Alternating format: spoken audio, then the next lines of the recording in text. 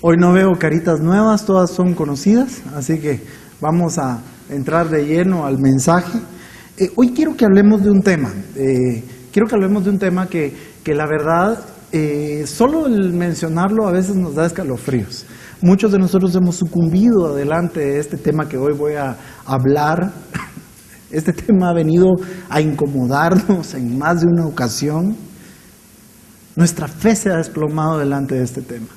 Hay algunos que no sabemos manejarlo. Me refiero a la crisis. Muchos saben cómo comportarse en medio de crisis. Muchos saben sacar la oportunidad que trae cada crisis. Saben sacarle lo mejor a la crisis y saben salir adelante y encuentran una puerta para poder triunfar y tener éxito, pero no todos. La crisis se define como una situación que es grave. Cuando hablamos de crisis es una situación decisiva en nuestra vida que pone en peligro el desarrollo de cualquier asunto. O también se define, según los diccionarios, como un cambio brusco, algo que no es normal en nuestro diario caminar, es un cambio en nuestra vida. Y esto viene a interferir en nuestro desarrollo, tanto espiritual como físico. Todos acá sabemos qué es la crisis. Si pudiéramos conceptualizarlo, muchos me dirían, mire hermano, la crisis es complicado, es un momento, es un tiempo de angustia, es un tiempo de dolor, es un tiempo de escasez. ¿Así lo podemos definir? Ok, entonces, lo que he aprendido en mi caminar es de que desafortunadamente no todos los cristianos saben enfrentar la crisis. No todos los cristianos saben salir adelante en medio de esos momentos difíciles. La verdad es que muchos que se dicen cristianos, al estar en esos momentos, al estar en el horno de fuego, su cristiandad se desmorona, sucumbe su fe. En lugar, fíjate Willy, ¿cómo es esto? En lugar de cuando estamos en crisis, nosotros levantarnos y buscar la presencia del Señor y adorar más al Señor, es cuando caemos en lamentos, reproches, quejas y amargura. Desafortunadamente esa actitud es la que toman muchos hijos de Dios. Empiezan a quejarse, se amargan y sobre todo hacen culpable a Dios por las circunstancias que están atravesando. Muchos se victimizan en ese momento de crisis y la verdad actúan de una manera que es equivocada y sobre todo antibíblica. ¿Cuántos de nosotros conocemos gente preciosa? Gente que adora al Señor acá en medio de nosotros, gente que siempre encontramos un buen consejo en sus palabras, pero cuando están en momentos de crisis sus vidas cambian. Esa actitud que a muchos sorprende, porque nos sorprende cómo las personas pueden cambiar cuando están en presión. Yo lo comparo como cuando se construye una casa. Fíjate pues, todos hemos visto cómo se construye una casa. Pero cuando está el sistema o la red de tubería ya lista para poder tirar lo que es la fundición y poner el piso, antes de eso, ¿qué se tiene que hacer, Guillermo? No, ya están los cimientos, ya tenemos la red de tubería lista. Hay que probar el agua. Hay que probar la tubería, ¿o no? Y por eso las empresas o las compañías llevan una máquina de presión donde conectan la red de tubería central y sueltan la presión. ¿Para qué lo hacen? Para ver si hay fugas. Ahora, la presión, siempre que nos hemos dado cuenta de la presión no es que cree una rajadura, no es de que la haga, sino que simplemente revela la rajadura que ya está en la tubería. No la crea, la revela. Al igual sucede en nuestras vidas cuando estamos en momentos de crisis, cuando nosotros estamos sumergidos en esos momentos difíciles. La presión lo que viene a hacer es revelar lo que hay en nuestros corazones. Porque siempre la presión, mira esto, revela ya sea nuestra fortaleza o nuestra debilidad. Siempre la presión expone qué es lo que nosotros creemos en nuestro corazón y qué es lo que nosotros somos. ¿Quieres conocer a una persona? Métele la presión. ¿Quieres saber cómo una persona, qué actitud tiene una persona? Presiónala. Porque ahí vas a poder saber quién en realidad es. Algo que me gustaría hoy, hablando de crisis, Algo que me gustaría es que empezáramos también a cambiar nuestra concepción de lo que es crisis. Porque cuando nosotros vemos crisis, nosotros lo vemos como un castigo de parte de Dios, ¿sí o no? Cuando estamos en situaciones difíciles, situaciones que provocan dolor, situaciones que provocan angustia, lo primero que pensamos es que Dios nos está castigando por algo malo que estamos haciendo. Pensamos que lo que estamos viviendo es consecuencia de nuestro pecado o es consecuencia que estamos viviendo o el resultado que estamos viviendo lejos del señorío del Señor. Y no siempre es así. No dudo que muchas de las situaciones que pasamos son consecuencia de nuestra desobediencia a la palabra de Dios, no lo dudo. Pero no siempre la crisis es resultado de que tú estés en desobediencia o que estés lejos del señorío de Dios, que vivas una vida de pecados. No siempre. ¿Cuántos de ustedes han pasado por crisis en su vida y lo primero que hacen es ver en qué están fallando? ¿Sí o no? Empiezas a pensar, Señor, ¿en qué te estoy fallando, Señor? Pero si mira, Padre, yo estoy buscando de tu palabra, estoy orando, estoy leyendo la Biblia, estoy diezmando, Señor, estoy comportándome bien, Señor, estoy llevando una vida de santidad. ¿Por qué, Señor? Es lo primero que hacemos. Pasamos un checklist para ver por qué es que nos está sucediendo esta situación. Pero no siempre las crisis que vienen a nuestra vida son resultado de una vida de pecado. Y te lo voy a demostrar. Los discípulos no eran muy diferentes a nosotros en cuanto a la concepción o la perspectiva que tenían de la crisis. ¿Te recuerdas en Juan 9, en aquella porción bíblica, cuando hay un hombre que era ciego de nacimiento? ¿Qué es lo primero que le preguntan a Jesús?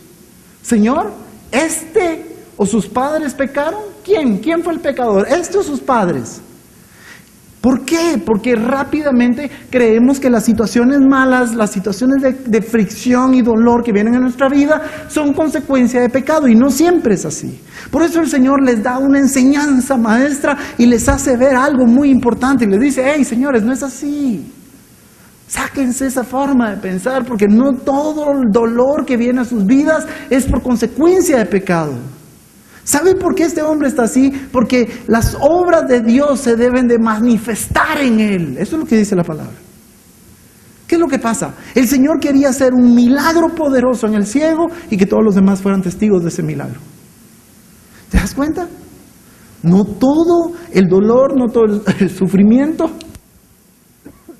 no toda la dificultad proviene de una vida de pecado. Por ejemplo, ¿cuántos recuerdan a aquellos 3 amigos de Daniel? Hombres intachables, hombres correctos en su caminar, pero aún así fueron sumergidos en una terrible crisis. El rey los quería mandar a quemar, calienta el horno, porque el rey estaba enfadado porque ellos no se postraron, no adoraron a su estatua de oro. Después le dan una respuesta al rey y le dicen, bueno, si nos salva el Señor, bueno, y si no, pues de todos modos no vamos a adorar a tu imagen, a tu estatua. ¿Y qué es lo que pasa? Calienta el horno más, 7 veces más, dice la Biblia. Al punto que las personas que amarraron a los amigos de Daniel y los tiraron, se quemaron y murieron inmediatamente. ¿Pero qué pasó? Cuando estaban en medio del horno, el rey visualiza, no a 3, visualiza un cuarto.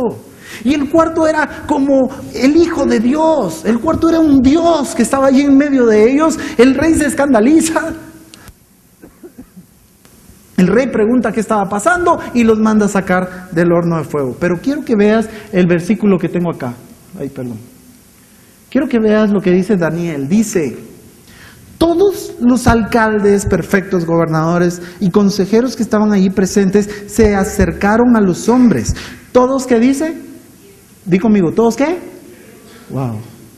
Todos vieron que el fuego no les había hecho nada. Ni siquiera un pelo se les había chamuscado. Ni siquiera olor a quemado traía. ¿Qué es lo que pasó? Eran hombres que estaban viviendo una vida correcta, que querían honrar a Dios, pero Dios los mete a crisis. ¿Por qué? Porque Dios quería que experimentaran un milagro y que los demás fueran testigos del poder y la mano del Señor. Así que si tú no estás hoy en crisis, ten por seguro que en algún momento vas a estar en crisis. Porque todos acá vamos a tener que pasar por dificultades, momentos difíciles, momentos que nos harán llorar, momentos que nos harán sufrir profundamente, aunque no estemos en pecado. porque es parte de nuestro desarrollo en la vida espiritual. Lo que debemos de hacer es empezar a cambiar nuestra óptica en cuanto a las crisis. Empecemos a cambiar nuestra óptica. Si estás en pecado, pues obvio, castigo, mijo. Pero si no estás en pecado, y si estás haciendo bien las cosas, empieza a cambiar tu óptica de la crisis. Porque el Señor lo que te está mostrando en esta mañana es que si estás en crisis y estás haciendo bien las cosas y quieres honrar a Dios, es porque detrás de ese momento difícil viene un momento de gloria. Detrás de ese momento oscuro viene un día brillante para tu vida. Detrás de ese momento de tortura y de mucho dolor, viene un momento de manifestación de milagros de Dios a tu vida. Un momento donde los demás van a ver que el Dios en el que tú has puesto tu confianza no te falla.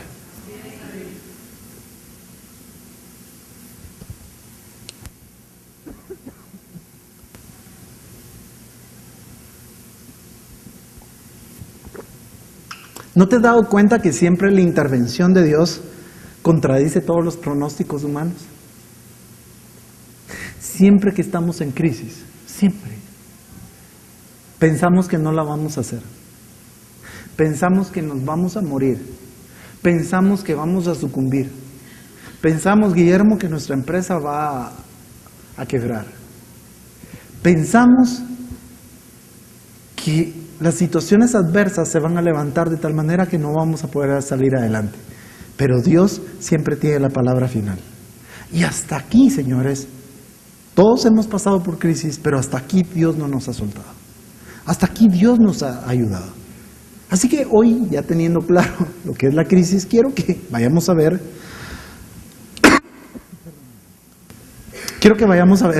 un incidente en la historia del pueblo de Israel, un incidente en el pueblo de Dios que trae gemas preciosas, gemas gloriosas que nos pueden ayudar a poder entender cómo cada uno de nosotros debe comportarse y qué es lo que no debe hacer en momentos de crisis.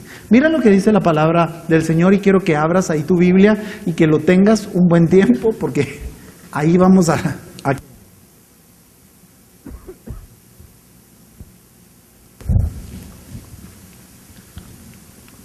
Segunda de Reyes 6:24 dice, después de esto, mira pues, ¿te recuerdas cuando estaba Eliseo y el criado y vinieron los sirios a rodearlo porque siempre Eliseo sacaba a luz lo que el rey iba a hacer y el rey dijo, ay, este es un espía, hay que matarlo, lo van a rodear y viene el Señor y le da la escapatoria a Eliseo y a su siervo, ¿te recuerdas? Que todos quedaron ciegos y no pudieron verlos. Ok, después de eso dice que el rey Ben-Hadad, rey de Siria, reunió a todo su ejército y rodeó y atacó la ciudad de Samaria.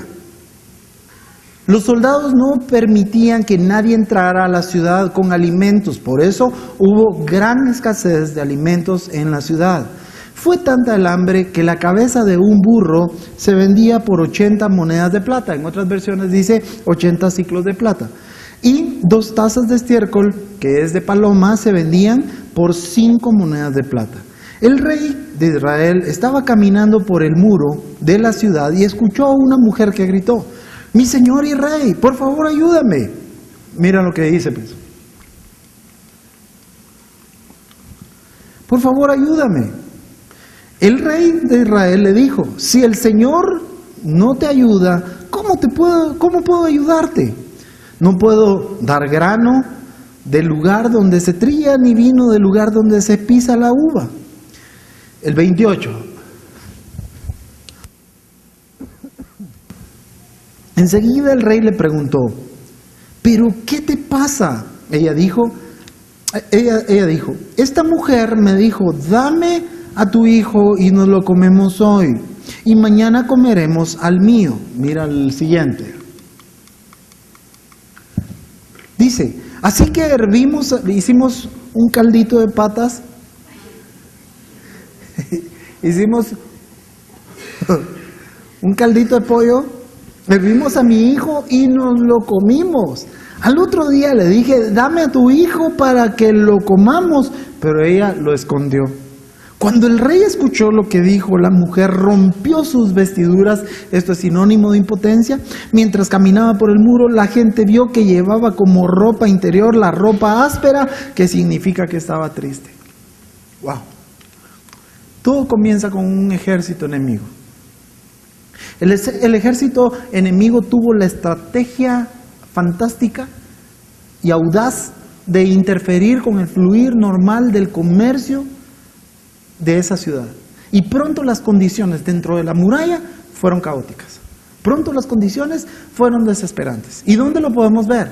La Biblia nos enseña que el resultado fue una inflación desmedida, una inflación exorbitante, y lo vemos en el costo, en el precio de los productos. Esa era una seña de una profunda desesperación en el pueblo de Samaria. Y dice que la crisis dio como resultado hambre, y dice que trajo una gran necesidad. Ahora, sitiar a una ciudad, sitiar quiere decir rodearla. Rodear a una ciudad era una estrategia efectiva en aquellos tiempos. Era una estrategia impresionante porque la gente cuando lo sitiaban no podían abrir las puertas de la ciudad. La gente de adentro no podía salir a las tierras a recoger los cultivos, el fruto del cultivo. Y tampoco se les permitía el acceso de comerciantes para suplir sus necesidades con suministros y víveres. El enemigo era muy paciente, porque habían sitios que se llevaban 2, 3, 4 años. El sitio se ponía y era inteligente, pero también paciente, porque se llevaba el paulatino debilitamiento de la gente adentro hasta llevarlos a la rendición. El proceso, si quiere, será lento, pero sumamente efectivo. Hay ciertos detalles que la Biblia nos enseña para que